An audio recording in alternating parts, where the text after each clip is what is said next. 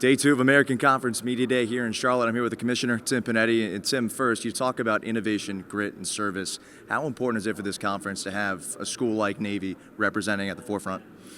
I think a school like Navy is an example of all three of those things. You know, I was just talking to the student athletes that are here from the Naval Academy.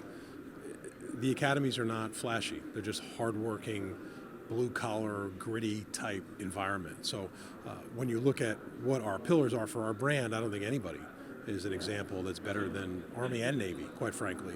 And you know, your personality as a league reflects the product on the field. And I saw a lot of football last year around the league, and that's what I saw. So when we sat down and said, who are we as a league, it wasn't complicated to get it down on paper.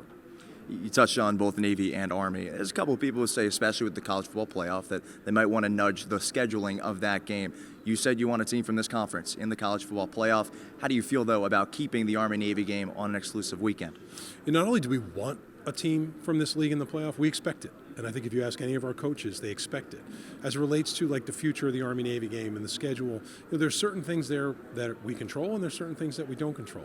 What I know about Army-Navy is it's not like any other college football game in the world, including the national championship. It's just different, and if you've been, you know what I'm talking about. As it relates to what that looks like in the future, I think a lot of things have to resolve themselves, including what's the future of the CFP? You know, is it going to change? Is it going to expand? Will there be more games, more teams? There's just too many variables out there. What I know about Army-Navy is it's a true gem in college football, and we have to protect it. Whether it's been with the American or your other stops in the game of college football, what has been one constant, if you can pick out one characteristic about the Navy brand that's been consistent? Proud. That's probably the one. And I had the opportunity when I played in college to play against Navy. And it was different because they weren't just opponents. Like the thing about Army and Navy, and I got to play against both of them, was they would just fight you to the last play, and it didn't matter what the scoreboard said.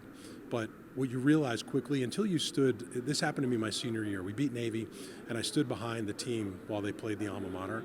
And it occurs to you at that moment that they've chosen a life. They haven't chosen a football team. You know, like they've chosen a way of life. They've chosen service, and football is just one component of that. And I think that's something that really should hit home with people about the academies is these are young people that have chosen a life. They haven't chosen a football program. And lastly, you mentioned it in your remarks how Navy, one of 3 teams in your conference with 10-plus wins. How important is it for Navy to continue to carry the torch for this conference? Very important. And, you know, whether you like it or not, we have great brands in our league. We have big markets in our league. And the reality is there's really only a few national brands in college sports, and the academies are national brands. Like they have national, if not international, appeal. So the visibility the American got from the success of Army and Navy last year, it's hard to measure because of how big it is. So, yeah, selfishly, we want Navy to be playing at that level as much as possible because it does bring strong national visibility to the American. Awesome. Tim, thanks so much. Thank you. Appreciate it.